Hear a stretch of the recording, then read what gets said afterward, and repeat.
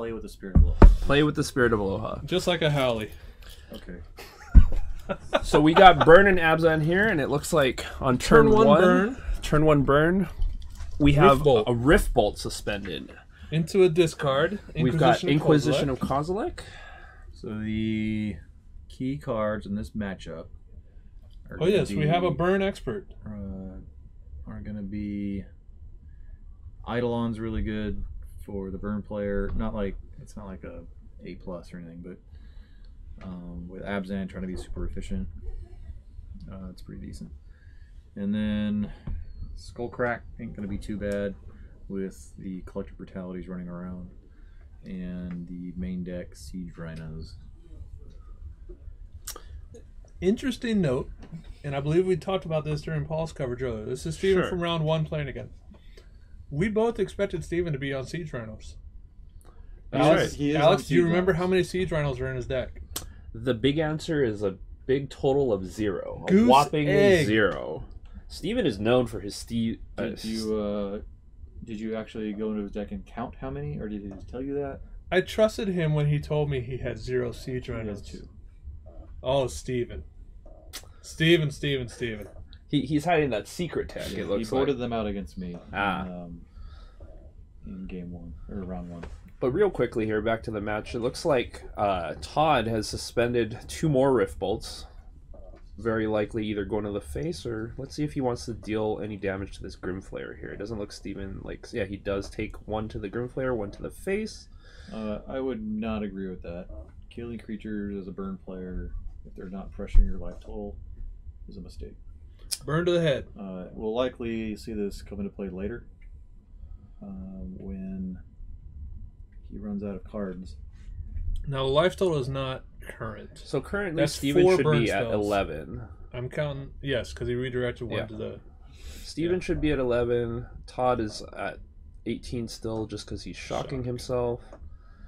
He's a little light on cards. So it's a Skullcrack and an Inspiring Advantage. He's not playing Inspiring Advantage for...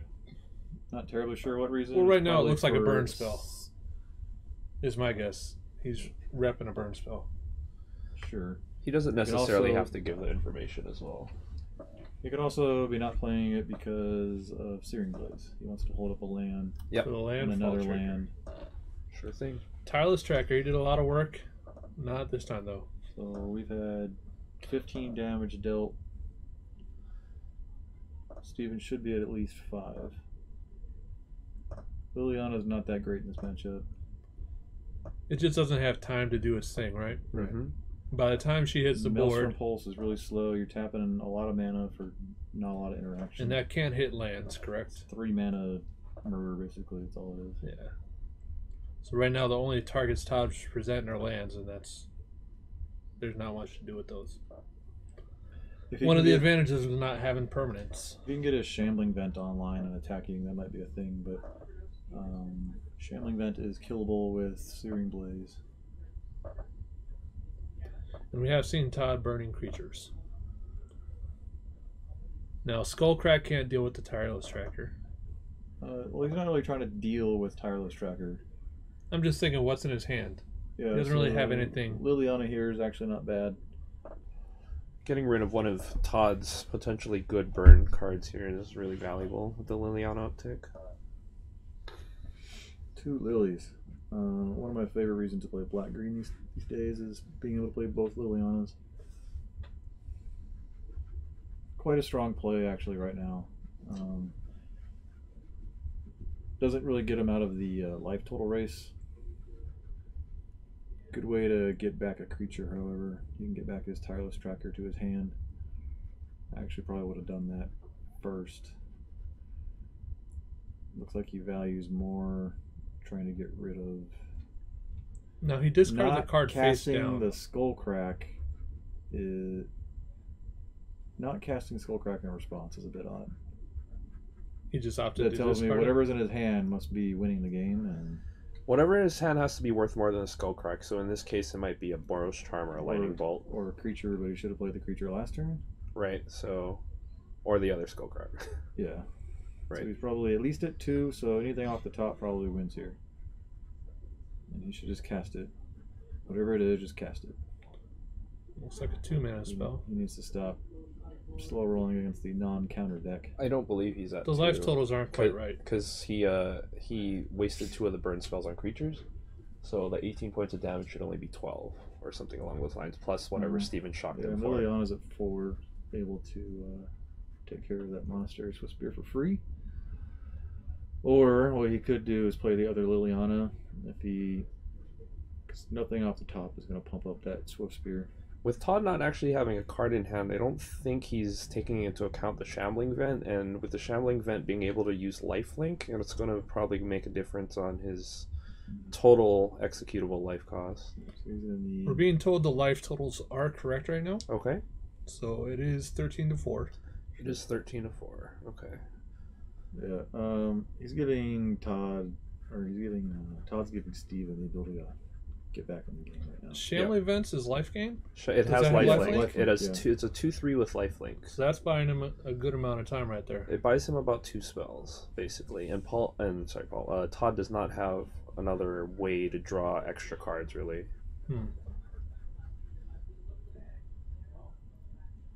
And is that collective brutality? Yeah. Yeah, 2 modes. So this puts him into 3 spell territory unless it's 2 Boros Charms. Now there's a phrase turning the corner. Yep. Has Stephen turned the corner? I think Stephen is this is pretty more than halfway there. He needs to basically get one of these attacks in. So when we talked about earlier in the game where he didn't play his 4th land and he sent that burn spell to his creatures, playing that land and casting those spells at face would have had this game done by now. Correct. Stephen was down to 4, and that's 6 damage. That's 6 damage that went to creatures. Yep. The Grim Flayer and the Tireless Tracker. So our Burn player Paul here is saying that Burn should have had this game. Yeah, Burn should have had this game 2 turns ago. But there's a lot of... Everybody says Burn is a simple deck. Burn to the face, burn to the face. But there are different intricacies. And you can go different routes with it. The only time you really ever want to send your burn spells at creatures is when you're under more pressure than you're presenting. Okay. Like the burn mirror. Well, once he turned the corner, it looked like the pressure came pretty quick. Yeah. The burn mirror. So I can understand trying to keep the board clear. The burn mirror is all about keeping the board clean. And there's a big saying in the burn mirror: he who paths first wins, and pathing meaning pathing the core Firewalker that's usually presented. Burn decks these days are kind of getting away from the Firewalker plan and moving more towards Searing Blazes, because core Firewalker really only is for the burn mirror. There's not a lot of other reasons to play Firewalker. So unless it's very narrow of that mirror matchup, it doesn't really help on any other matchups as well. It helps in like the Valakut matchup as something else to be doing to present, but it's not just like, this is a really good card. It's just a card that is better than your other cards. Gotcha. And it does evade Anger of the Gods. Makes sense. I also don't mind it against control, like Just Guy Control or something like that, but as just another threat. I really hope he's not thinking of removing any of his bolts, as he was showing it on camera. In the end, that's what Burn deck wants to do, is right? Just 3 to the face, 3 to the face. Sometimes 4 to the face. Steven's looking at his Lilianas here. He should be taking out all of his Lilianas. They're a little too slow. Not enough interaction for 3 mana. I think we saw after round 1 that Steven has 3 Kitchen Finks in his sideboard, so those might be suitable alternatives there. Yeah, I'd be thinking about those if I was Todd. If I was Todd's coach in this particular time, I would tell him to bring in Path Exile. Yeah. For things like Kitchen Finks or the like. He's probably going to bring in some number of Deflecting Palms, because Tarmogoyf is still good. And it's a nice way to sneak up on your opponent there. Tireless Tracker is still good. So those are really good targets for a Deflecting Palm if he brought those.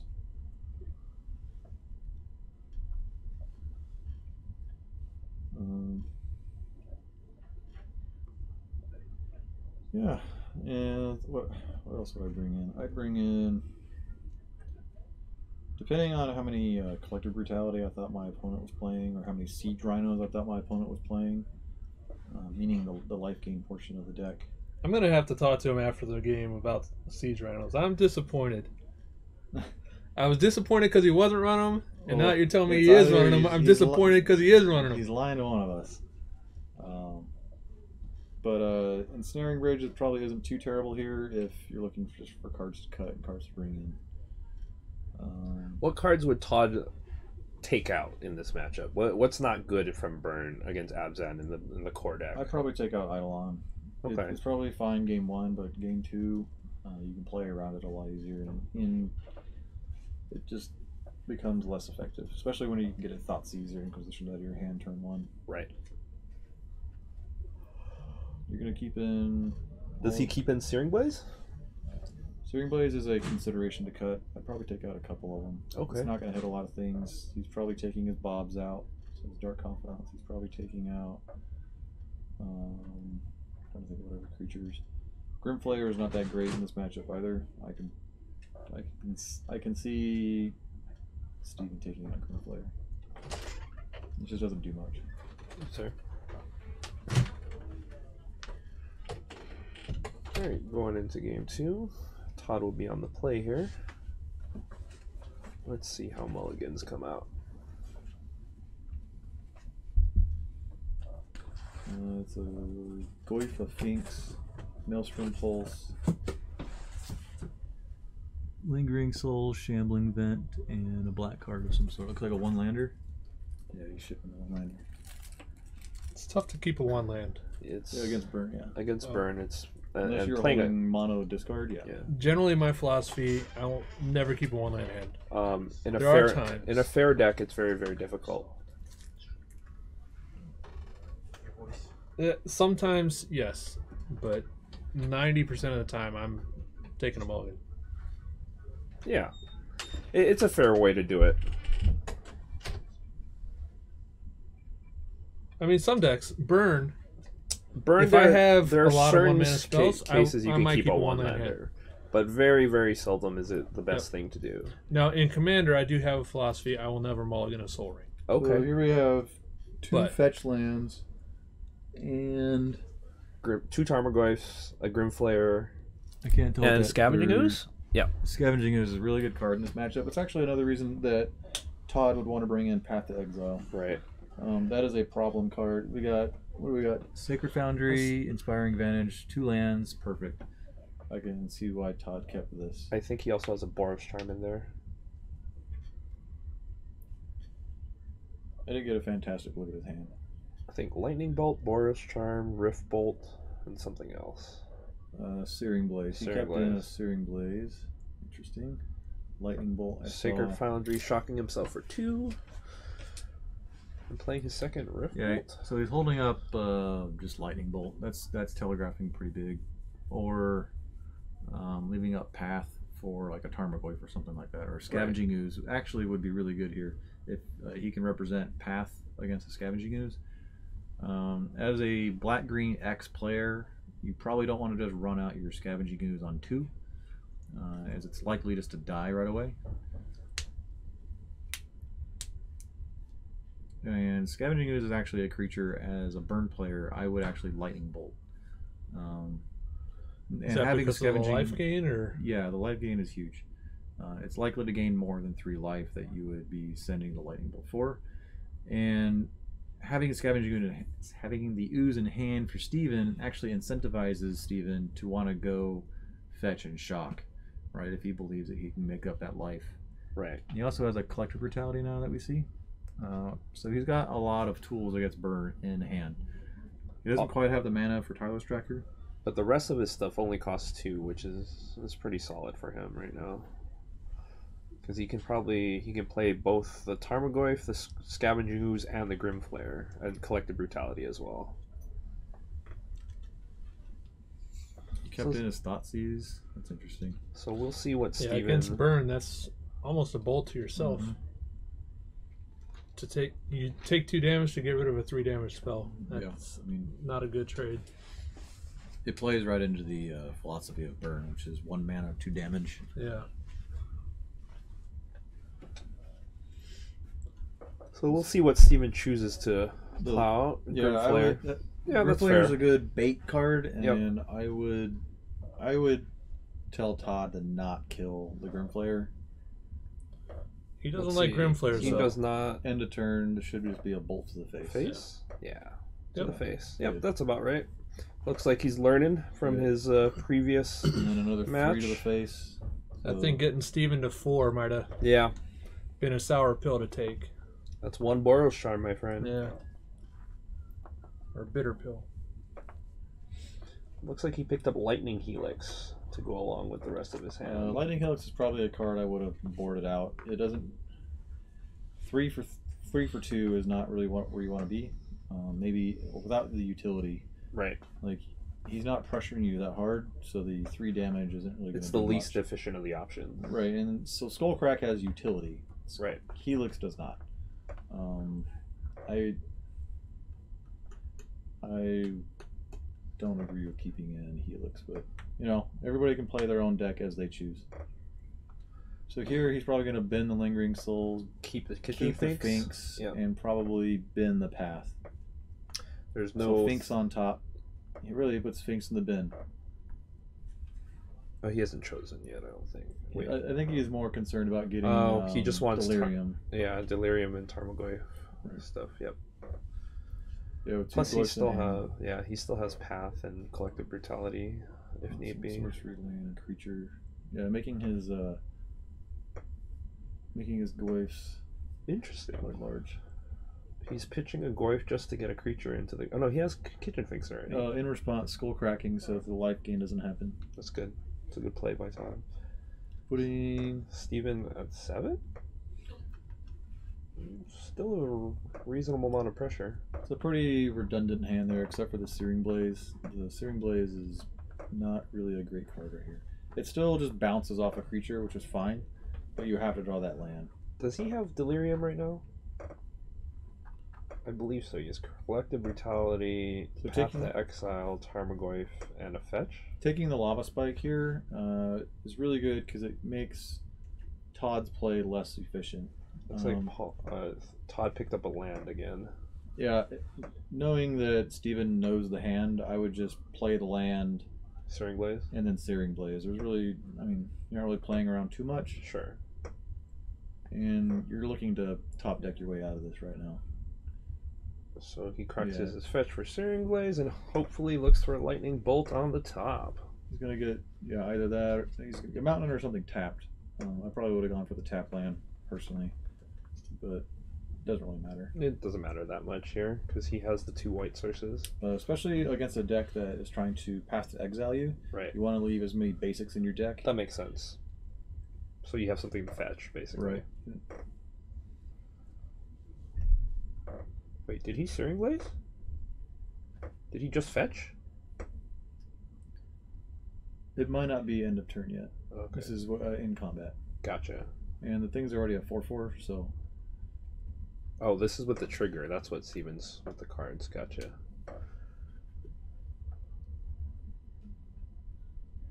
Yep. I would. Oh man, that's a really good Searing Blaze target. Yep. I think Steven should have recognized that before playing it out. That's the win. That's it. If I was Steven there, I probably wouldn't have. Either way, he had it. Right. He just Searing Blazes either. It's just the additional target that doesn't need to be there. Yeah, I would have played a Goyf instead of the. Because Scavenging Ooze has better long-term utility with the life gain versus burn. Yep. No, 4 life. I'm thinking he was probably wanting to get it down there. He already knows he's dead on board anyways, because he already knows he has Lightning Helix in hand and Searing Blaze. So. And really by playing it, he actually showed him that. No real reason for Steven to even do anything. So that might be an example of giving away more information than he wanted to. Right, yeah. Lines of play, things of that nature. So we're 1-1. Burn's going to be on the draw, which is not where you want to be against mono discard deck, but it is what it is. As long as he has a hyper efficient hand, I would say a 7-card hand with 2 lands and gas is probably where he wants to be in a perfect world. I really hope Steven's not thinking Damping Sphere is good against burn. I don't think so. I think he's just taking a look at He's taking a real hard look at Danton. He is. You know, actually, Fulminator Mage actually isn't terrible. Yeah, it's, if you can keep him off the white, it's not awful, it's right? real slow, and it cuts out a lot of the cards that are good against your deck. As an Abzan player, white is one of your key colors to fight burn. If you can Fulminator Mage that land away, if you can block and then sack, it's a good bit of utility. You know, Blood Moon kind of things are lock you out of the white. People think, oh, Burn's a red deck. Blood Moon's not good against it. I'm not saying it's the best against it, but it actually has some repercussions. I didn't see any Siege Rhinos. It's true. I have yet to see a Siege Rhino. He was showing the sideboard cards, not the main deck cards. I've yet to see a Siege Rhino, and I'm pretty sure he would have brought it in. Swamp and mono discard. He has 4 discard Lots spells of discard in his hand, and a Tasigur. Oh, it's 2 lands. That's a snap, keep, and a half. Yeah. Discard all the burn and then ramp turn Tasigur. 2, Inquisition. Yeah. And then that seems like 1, 2, 3. And even 5. if he doesn't hit the next land, he can collect the Brutality to the last spell out. Yeah, he can actually probably get a Tasigur on turn 2, maybe? Yeah, because he's going to have 1, 2, 3, 4. No, it's turn 3. Oh, that's a creature-heavy burn hand. Yeah, 1 land, but he can cast everything in his hand off of 1 land. That's the kind of hand you want against Inquisition. I don't recommend keeping 1-landers very often, but I've always said if you can cast, you know, most of the cards in your hand, and that's fine. He's going to go fetch a Sacred Foundry. The main discard spells for Stephen are Inquisition and goes like Thoughtseize. We already talked about the Thoughtseize should come out. Inquisition is very weak against it. Triple... Inquisition's not doing too bad. Yeah, triple. I was thinking it was restricted from creatures, but it's not. No, Inquisition is 3 or everything. less. Okay, so it'll be a very, very solid play. So it's still doing very good against that hand. Yeah. So he's just going to take the permanents here. Todd's going to play Revealed for us and for Stephen. It's nice. Yep. What a gentleman. What a kind soul. So he'll crack and fetch and shock for Sacred Foundry.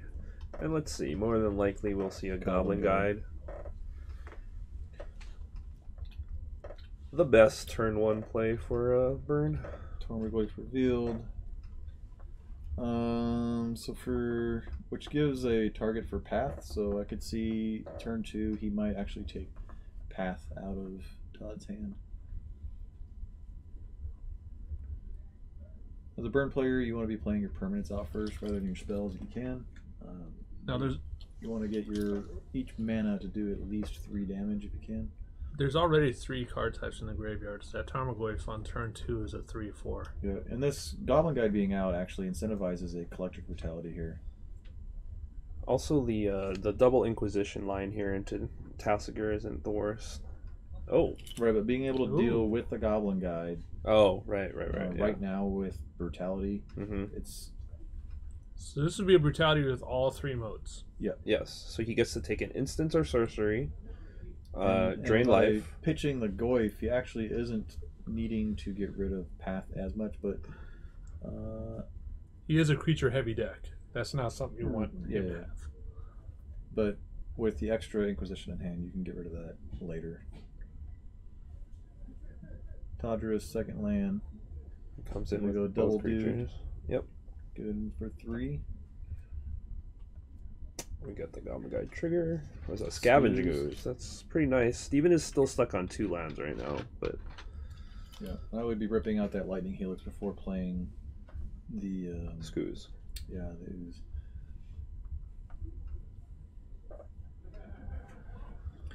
If he can land that Tasigur, that's going to be very hard for Todd to answer. So right now he can Inquisition and Tasigur on the same turn. Dudes with big butts are hard to answer for Burn without palms or paths. So he'll Inquisition. Take the thing that targets his creatures. Take the Lightning Helix and then Tasigur Delve 5. Interesting. He wants Todd to be stuck on mana, maybe? Well, maybe trying to force him to spend his burn on creatures. Well, it's also 1 spell per turn right now. Right. Like if he kept a single cost spell or single mana cost spell, he can draw into playing a 2 spell turn. think Stephen might want to bin this Liliana, maybe not. Well, he's not binning, it's being revealed. Oh, it's being revealed of Goblin Guide. Sorry.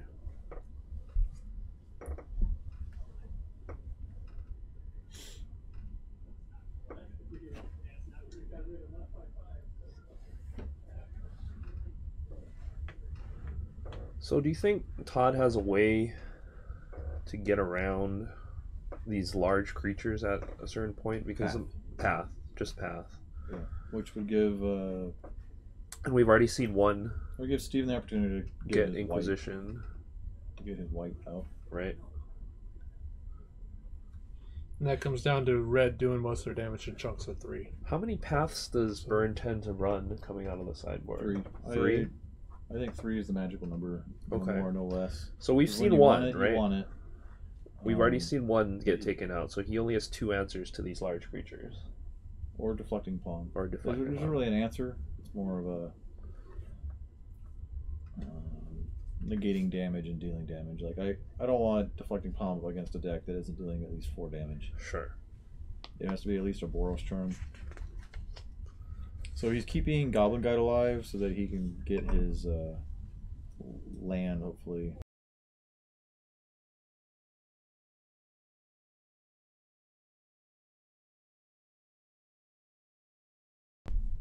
It dying to a burn spell. Looks like Steven is a bit stuck on lands here as well.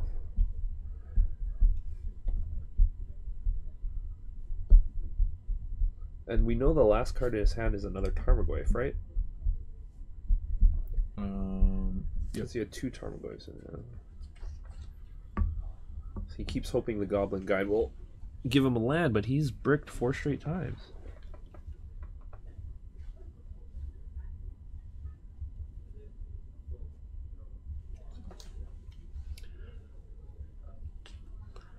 You can get in with the Grim Flare, start to pressure Todd's life total a little cards bit. left in hand, he's going to have a hard time coming back. I think this is where Steven starts turning the corner. Yep. Start stabilizing a little. With these Lingering Souls, he's been...